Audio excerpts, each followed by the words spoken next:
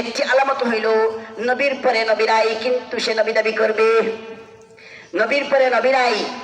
আমি তো যে জায়গায় যাই ইনশাল্লাহ এই কোরআনই বলি নবীর পরে নবীরাই। এই কোরআনই রাষ্ট্রের মধ্যে ঘোষণা হোক যে নবীর পরে নবী দাবি করলো, এটা হলো কিয়ামতের আলামত।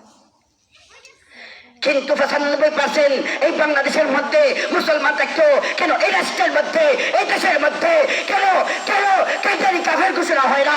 আমি জানতে চাই রাষ্ট্রের কাছে যে আছে রাষ্ট্রের মধ্যে 99% 95% মুসলমান থাকতো এই রাষ্ট্রের মধ্যে কেন কাজারি কাফের ঘোষণা হয় না? অবশ্যই অবশ্যই এই রাষ্ট্রের মধ্যে কাজারি কাফের কাফের ঘোষণা করতেই হবে, করতেই হবে।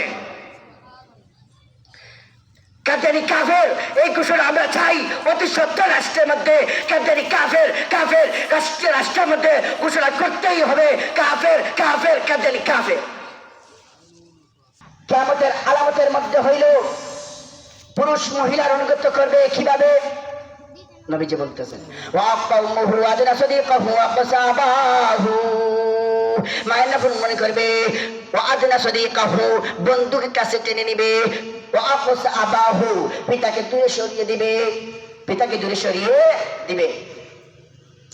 তুমি যে বন্ধুর কথা শুনে, তুমি যে প্রতিবেশীর কথা শুনে যে মা বাবাকে দূরে সরিয়ে দিছো, ওই বাবা যদি না থাকতো তুমি দূরে আসতে পারতো না। আফসোস আফসোস তুমি কিভাবে মহিলার কথা শুনে, কিভাবে স্ত্রীর কথা শুনে তোমার মার সাথে বাবার সাথে নাফরমানি করো? বলো মা বাবা কি বুঝবে, মা কি বুঝবে? আমি তো সব কিছু বুঝি। আফসোস আফসোস তোমার কি দিলের মধ্যে করতে পারছে না? যদি আমার মা বাবা যদি